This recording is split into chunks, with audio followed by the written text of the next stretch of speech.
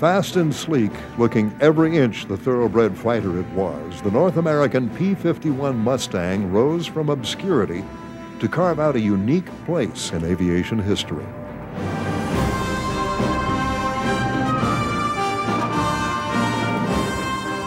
Loved by its pilots, feared by its enemies, the Mustang possessed a rare blend of speed, agility, and range that made it an unbeatable air-to-air fighter.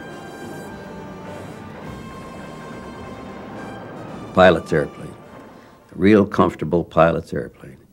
Very honest, no bad habits, no bad tendencies, great performance, lots of armament, lots of gas, lots of fuel. It was a superior airplane in performance all around. I think it was the airplane of the war on any side.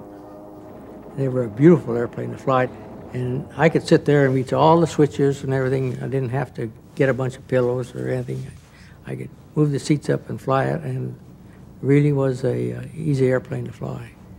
I don't know how to describe it. As I said, they were very responsive. You felt you could outfly anything. It was an easy plane to take off, to land. It was very maneuverable. You could brake right or left almost with equal ease. It had more power, more maneuverability, more speed, more climb. It probably was better than anything the Germans had by 2%.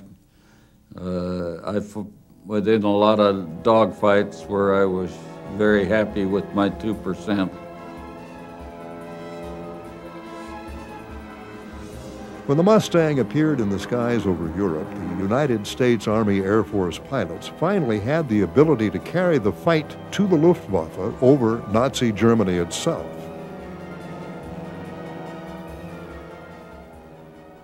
Oh, those planes were very maneuverable. The 109s and 190 were a good airplane the Germans had. But then we got the 51s, which was a different story altogether. And when you got in this 51, and you think to yourself, oh God, if this damn thing ever quits on. But that Merlin engine would run like an old Model A Ford. Just ran forever. Now when the P-51 came along, that changed the range. Gosh, we can fly forever in a P-51. And I think my longest P-51 mission was a little over 6 hours.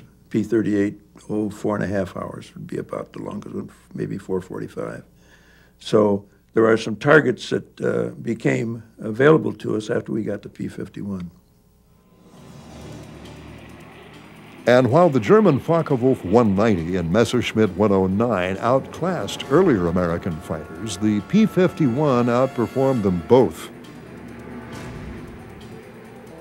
Plane for plane, nothing could beat a Mustang with a good man behind the stick.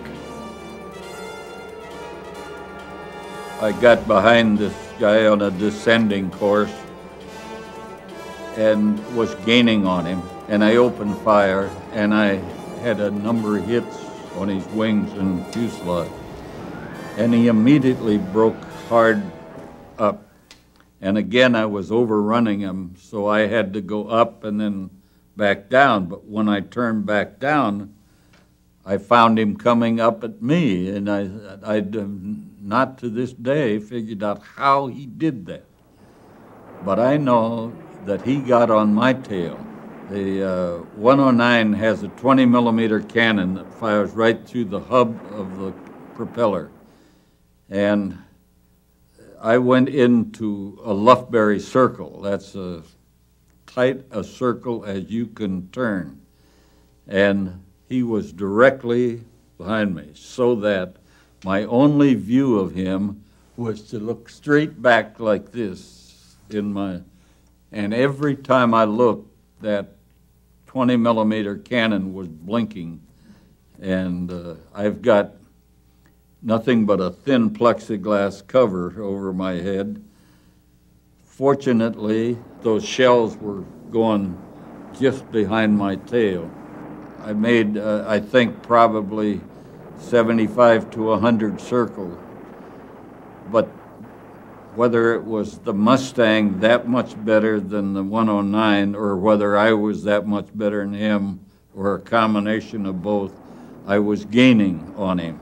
And he finally rolled over and headed straight down, and I decided to let him get away. And he got away, and so did I. I hit him, he didn't hit me, but we had a 10-minute individual battle. Though today the Mustang is considered to be one of the greatest American fighters ever built, oddly enough, it began its career as a reconnaissance aircraft flown not by the United States, but by Britain's Royal Air Force.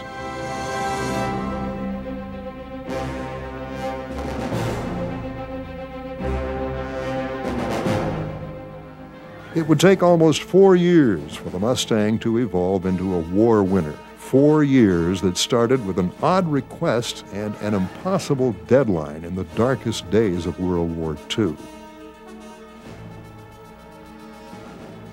The British were looking to the U.S. aircraft manufacturers to make fighter aircraft for them. They approached North American hoping they would build P-40 Warhawks.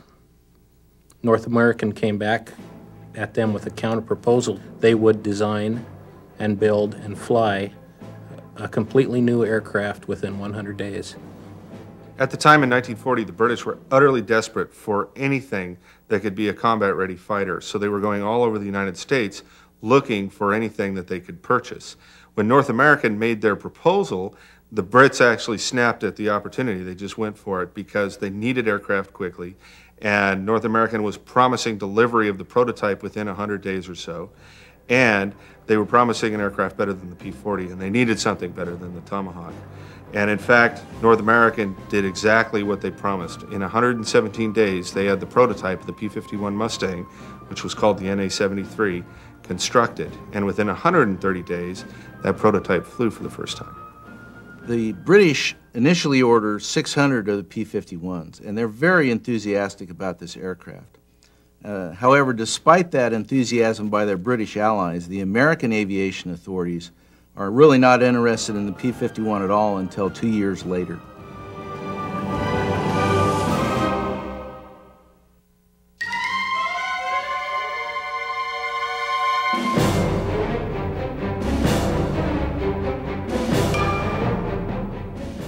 The Royal Air Force soon took delivery of about 600 of the new North American fighters, which they dubbed the Mustang I. British pilots soon discovered they had a terrific low-level aircraft on their hands. With a top speed of almost 390 miles per hour on the deck, the Mustang I was probably the fastest American fighter of its day. Light on the controls, very agile, and capable of climbing at over 3,000 feet a minute, the Mustang looked like a real winner. However, the new plane did have its share of serious drawbacks.